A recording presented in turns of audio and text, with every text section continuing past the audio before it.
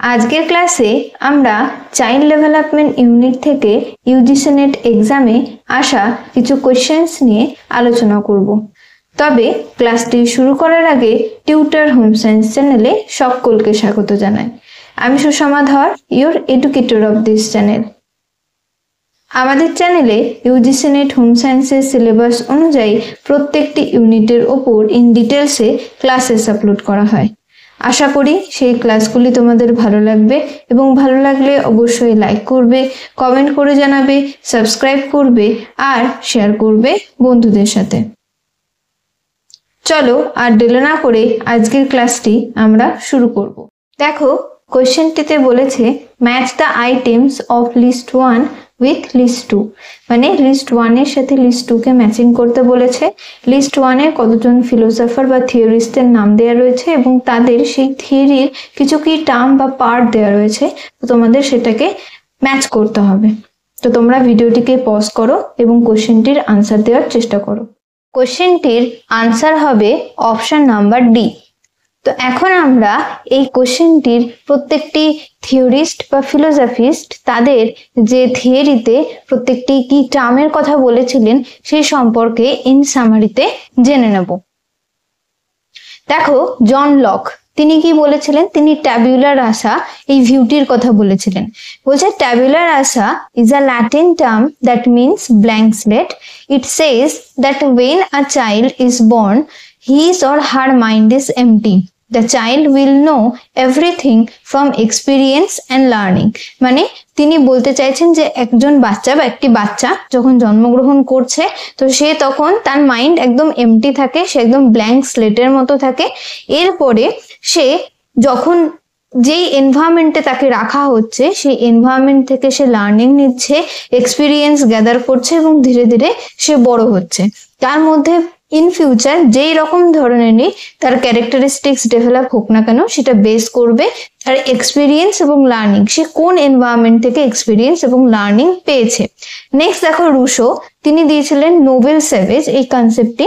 তো তিনি বলছেন যে the noble savage is the idea that humans are naturally good and pure when living in nature, away from the influence of modern society. It suggests that people become selfish, cruel or corrupt because of civilization, not because they were born that way.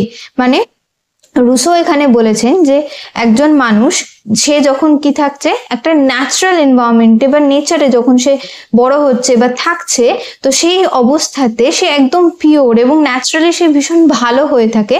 তার ক্যারেক্টারের মধ্যে কোনো রকম কোনো cruelty, selfishness এই সমস্ত কিছুই থাকে না।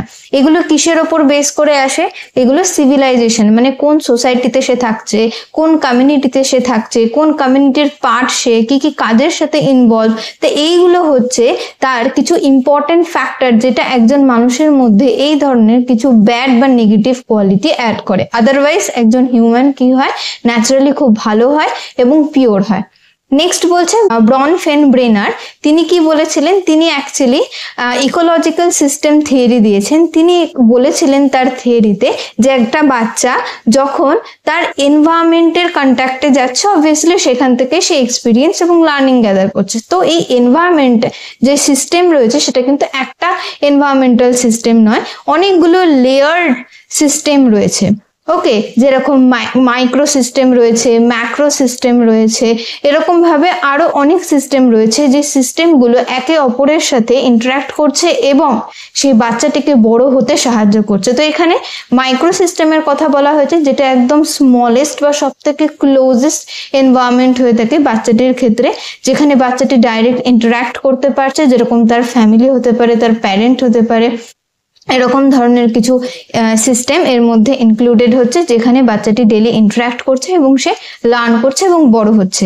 নেক্সট ফ্রুডের থিওরি, এখানে যে কোয়েশ্চেনটি ছিল সেখানে কি সাইকোসেক্সুয়াল যে থিওরির কথা তিনি বলেছিলেন সেই থিওরিতে তিনি ফ্যালিক স্টেজ বলে একটি স্টেজকে উল্লেখ করেছেন। সেই স্টেজে বলা রয়েছে যে ওডিপাস কমপ্লেক্স, যেখানে একটি বাচ্চা, একটি বয় চাইল্ড, সে কি করে আনকন্ডিশনাল লাভ শো করছে বা আনকনসিয়াস লাভ শো করছে তার মায়ের প্রতি।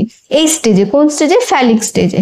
নেক্সট পিয়াজে অ্যাসিমিলেশন এবং অ্যাকোমোডেশন, মানে এখানে স্কিমাটিক ডেভেলপমেন্টের কথা এখানে বলা হয়েছে, এবং অপারেন্ট কন্ডিশনিং দিয়েছিলেন কে? BF Skinner. নেক্সট কোয়েশ্চেন বলেছে Levinson proposed a model of adult development in his book entitled, মানে লেভিনসন অ্যাডাল্ট ডেভেলপমেন্টের মডেল দিয়েছিলেন তার একটা বইয়ের মধ্যে, সেই বইটির নাম কি? তো তোমরা ভিডিওটিকে পজ করো এবং কোশ্চেনটির আনসার করার চেষ্টা করো। কোশ্চেনটির আনসার হবে option number 2, seasons of a man's life. এইখানে লেভিনসন অ্যাডাল্টহুডের বা অ্যাডাল্ট ডেভেলপমেন্টের যে মডেল তিনি এখানে প্রপোজ করেছিলেন, বলেছিলেন যে অ্যাডাল্টহুডে 4টে স্টেজেস হয় এবং কি কি রকমভাবে সেখানে ট্রানজিশনস আসছে, কি কি রকমভাবে সেখানে চেঞ্জেস আসছে, ক্রাইসিস আসছে। তো এই বইয়ের মধ্যে তিনি সমস্ত কিছু সেই মডেলের ব্যাপারে বলেছিলেন। নেক্সট কোয়েশ্চেন বলেছে individuals differ from each other in, মানে একজন ইন্ডিভিজুয়াল আরেকজন ইন্ডিভিজুয়ালের থেকে আলাদা হয় কিভাবে? সিকোয়েন্স অফ ডেভেলপমেন্ট, এই সিকোয়েন্স অফ ডেভেলপমেন্ট যেটা আমরা পড়ছি যে ক্রম অনুযায়ী ডেভেলপমেন্ট হচ্ছে, সেই ক্ষেত্রে general capacity for development, principles for growth and development, নাকি রেট অফ ডেভেলপমেন্ট, কোন ক্ষেত্রে একজন ইন্ডিভিজুয়াল আরেকজন ইন্ডিভিজুয়ালের থেকে আলাদা হয় সেটা তোমাদেরকে আনসার করতে হবে। তো তোমরা ভিডিওটিকে পজ করো এবং কোশ্চেনটির আনসার করার চেষ্টা করো। অতএব দেখো কোশ্চেনটির আনসার হবে অপশন নাম্বার ডি। কেন একটু বুঝিয়ে বলি। দেখো অপশন নাম্বার এতে বলেছে সিকোয়েন্স অফ ডেভেলপমেন্ট, মানে একজন ইন্ডিভিজুয়াল আরেকজন ইন্ডিভিজুয়ালের থেকে কিন্তু সিকোয়েন্স অফ ডেভেলপমেন্টের জন্য আলাদা নয়, মানে সবার ক্ষেত্রে ক্রমটা, সবার ক্ষেত্রে প্যাটার্নটা সেম, যেরকম সেফালোকটাল, প্রক্সিমোডিস্টাল সবার ক্ষেত্রেই কিন্তু সেম হবে। জেনারেল ক্যাপাসিটি ফর ডেভেলপমেন্ট, সবার মধ্যে যেই রকম ভাবে গ্রস মোটরের ডেভেলপমেন্ট হচ্ছে, ধীরে ধীরে ফাইন মোটরের ডেভেলপমেন্ট হচ্ছে, এগুলো সবার ক্ষেত্রেই সেম, কারোর ক্ষেত্রেই আলাদা নয়। Principles for growth and development, obviously যেটা বললাম যেই প্রিন্সিপালস গুলোই কিন্তু সবার ক্ষেত্রে সমান, তার আন্ডারে সিকোয়েন্স পড়ছে, তার আন্ডারে জেনারেল ক্যাপাসিটি পড়ছে, তো এইগুলো সবার ক্ষেত্রেই সমান। কিন্তু ফোর্থ অপশন বলেছে দেখো রেট অফ ডেভেলপমেন্ট, মানে ডেভেলপমেন্টের রেট কি, মানে তার মাত্রা কতটা, কে কত তাড়াতাড়ি ডেভেলপ করছে, কে কতটা ধীরে ধীরে ডেভেলপ করছে, এই যে রেটটা, এইটা কিন্তু একে অপরের থেকে আলাদা হয়। কেন? কারণ হচ্ছে আমরা সবাই আলাদা আলাদা জায়গায় বসবাস করি, আমাদের চারপাশের কমিউনিটি আলাদা, আমাদের চারপাশের এনভায়রনমেন্ট পরিবেশ আলাদা, আমরা যেহেতু আমরা বিভিন্ন বিভিন্ন রিজিয়নে বসবাস করছি, আমাদের ডায়েটারি হ্যাবিট আলাদা, আমরা ডিফারেন্ট ইন্ডিভিজুয়াল, কারণ আমাদের প্যারেন্টস সবার আলাদা, মানে আমাদের হেরিডিটি আলাদা হয়ে গেল। এছাড়াও তোমার নিউট্রিশিয়াস ফ্যাক্টর ডিপেন্ড করছে, মেন্টাল হেলথ ডিপেন্ড করছে, এই সমস্ত কিছু হচ্ছে কিন্তু এক একটা এনভায়রনমেন্টাল ফ্যাক্টর, যারা কি করবে একটা বাচ্চার ডেভেলপমেন্টকে কিন্তু এফেক্ট করে থাকে। যার জন্য কোনো একটা বাচ্চা, আমি বলতে পারি না সে 8 মাস বয়সে সে যেই রকম ভাবে ডেভেলপ করছে, সমবয়সী তার পাশের বাড়ির বাচ্চাটিও কিন্তু সেম ওয়েতে ডেভেলপ করবে না। হয়তো pattern same, sequence same, principal same, কিন্তু কেউ তাড়াতাড়ি ডেভেলপ করতে পারে, কেউ ধীরে ধীরে ডেভেলপ করতে পারে। এটা কেন হয়? কারণ হেরিডিটি, এনভায়রনমেন্ট এগুলো আলাদা হয়ে যায় বলে। অতএব এখানে কোয়েশ্চেন আনসার হয়ে যাবে option number D. Next question বলেছে select the 3 reflexes that should disappear by 4 months of age in a normal infant।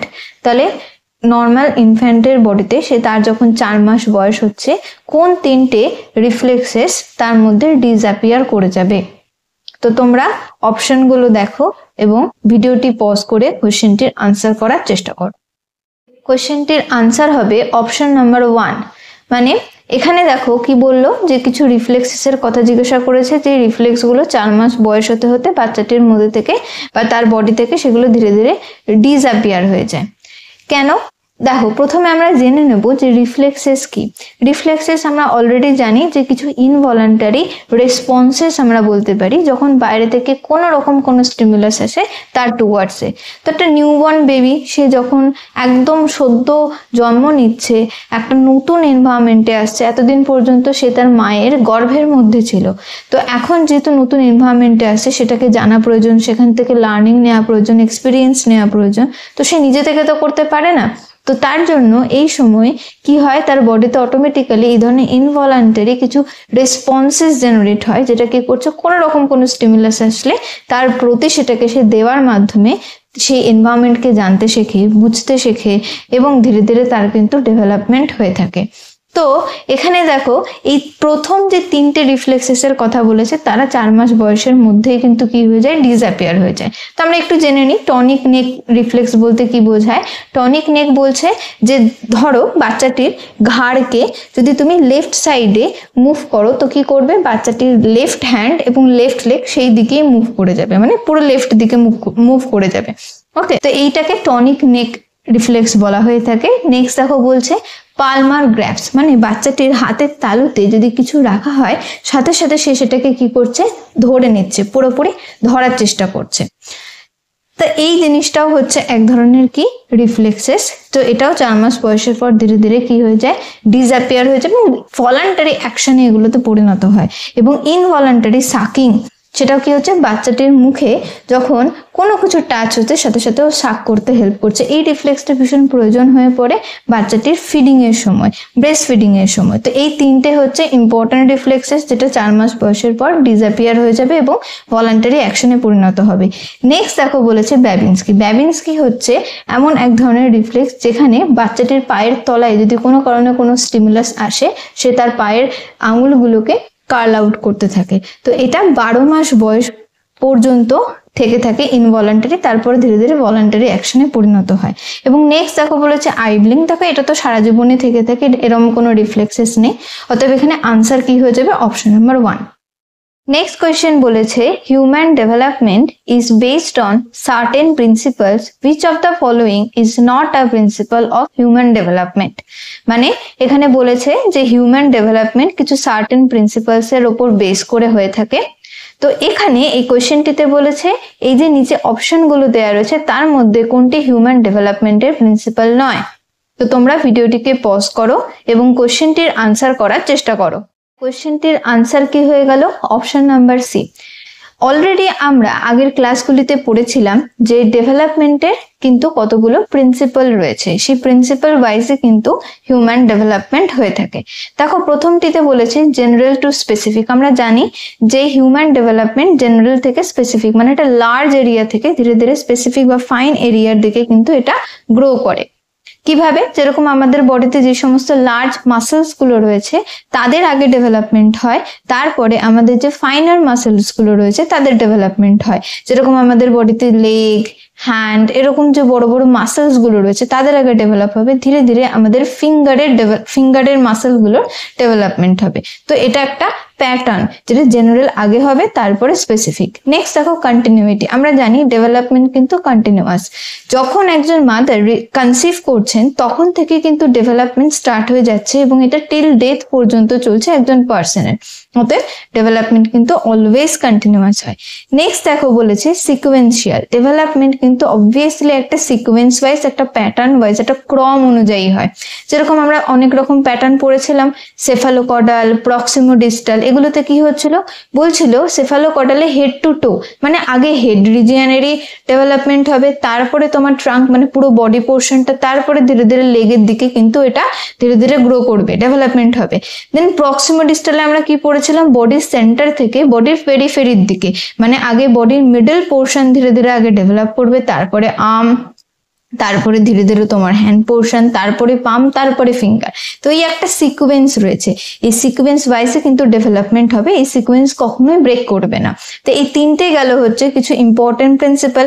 কিন্তু দেখো সি নাম্বার রিভার্সেবল, মানে বলছে যে ডেভেলপমেন্ট রিভার্সেবল, মানে তোমার যদি ডেভেলপমেন্ট হচ্ছে তো সে এগেন সেটা আবার পুনরায় আগের অবস্থায় ফিরতে পারে না, এটা কখনোই সম্ভব নয়। অতএব এটা একটা রং কনসেপ্ট, ওর জন্যই এটা যেহেতু রং কনসেপ্ট তার জন্য এটাই হচ্ছে এর আনসার। নেক্সট কোয়েশ্চেনে এগেইন একটি ম্যাচিং রয়েছে লিস্ট 1 এর সাথে লিস্ট 2। তো এই প্রত্যেকটি এজ রয়েছে like infancy, pre school years, middle childhood and adolescence, এবং তাদের ক্যারেক্টারিস্টিক্স কি কি হতে পারে, তো সেই অনুযায়ী তোমরা ম্যাচিং করবে এবং কমেন্টে তোমরা এই কোয়েশ্চেনের আনসারটি আমাকে জানাবে। আশা করি আজকের ক্লাসটি তোমাদের ভালো লেগেছে। ভালো লাগলে অবশ্যই ভিডিওটিতে একটি লাইক করবে, কমেন্ট করে জানাবে আর টিউটর হোম সায়েন্স চ্যানেলকে সাবস্ক্রাইব করে রাখবে। Thanks for watching.